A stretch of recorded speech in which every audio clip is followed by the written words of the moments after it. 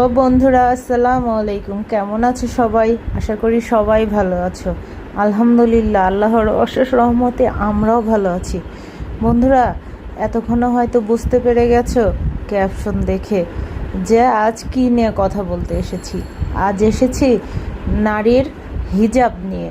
Hijabi নারী অনেক সুন্দর দেখতে হয়। হিজাব হলো মুসলমানদের পর্দার প্রথম ধাপ। হিজাব ছাড়া কোনো নারীকেই সুন্দর দেখায় না। হিজাব করলে নারী সুন্দর থাকে, কারণ পর্দায় নারী সুন্দর হয়ে থাকে। পর্দা না করলে আমাদের ধর্মে সবচেয়ে আগে জাহান্নামে যেতে হবে। পর্দা হলো নারীর সৌন্দর্য বর্ধনের সবচেয়ে বড় প্রতীক। তো বন্ধুরা, আমরা মুসলমান সকলেই চেষ্টা করব পর্দা করে চলার জন্য। পর্দা করলে সম্মান বাড়ে, লাবণ্যতা বৃদ্ধি পায়। খোলা জিনিস কখনোই ভালো হয় না। যাই হোক বন্ধুরা,